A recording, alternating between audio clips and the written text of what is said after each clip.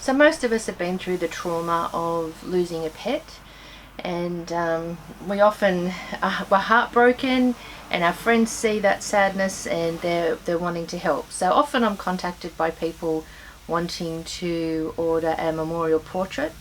The most typical or most common request is to do a flat piece. So there's this portrait here is an oil on timber, and it's in what's called a box frame, so it's a nice thick deep edge box frame.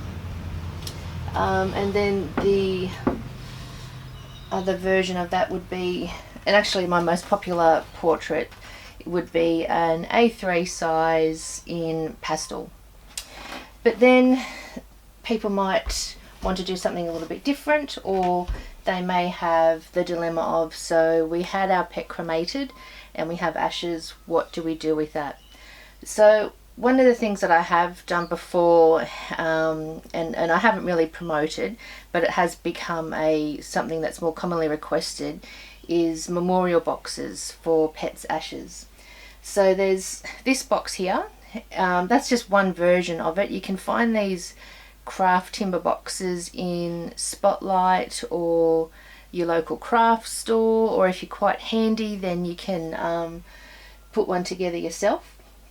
And with those craft boxes I'll prime them and paint them. You can paint directly onto the timber if you want the natural look with a clear primer, and then over the top of that I'll do an oil paint. So these models here, I did do them for a while, but they end up being quite expensive and quite time consuming. So these 3D models are from Breyer. So Chris Ellsworthy runs Breyer Australia and Model Horses Australia. He can certainly help you out.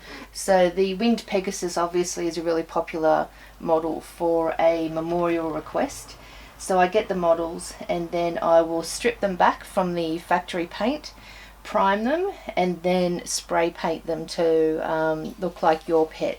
So this is one here that I've done. So this was their Shire model, and the Shire model had a really elaborate, I don't know what the technical term is for it, but a main dressing, which I took off, and then I've repainted this particular model to look like a stallion that belongs to a friend of mine.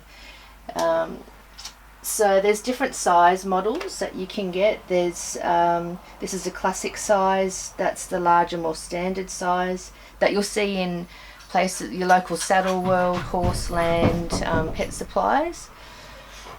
This model here is probably the better size model, the classic, to be able to fit onto the craft boxes.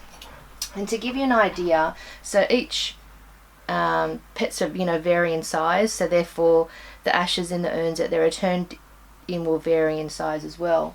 So to give you an idea for this particular box, the easiest way that I could show you what would fit into what was I got a standard sandwich size bag, Ziploc bag, and filled it with rice.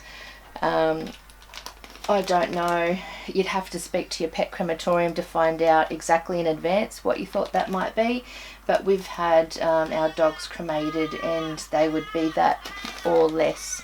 So if we're looking at a horse, then obviously it would be bigger than that. So that's just I guess I'd call that a medium-sized craft box. But on the top of that surface, so this is a timber box, very similar to the timber surface that this portrait was painted on. So I'd buy it's like craft wood, buy the box, sand it, and then prime it with some gesso, and then I can paint directly onto that. So by the time that's finished, there would be a portrait in that type of finish and quality on the top lid of that. And then some people get their little brass nameplates and pop on the side as well. So hopefully that gives you a bit of an idea of what you can do, a few options. If you've got any questions or queries, pop them in the comments below. Very happy to help, and I'm very happy to share any techniques or questions if you'd like to have a go at doing these things yourself. It can be quite rewarding. Anyway, thanks for watching, and hopefully you have a great day.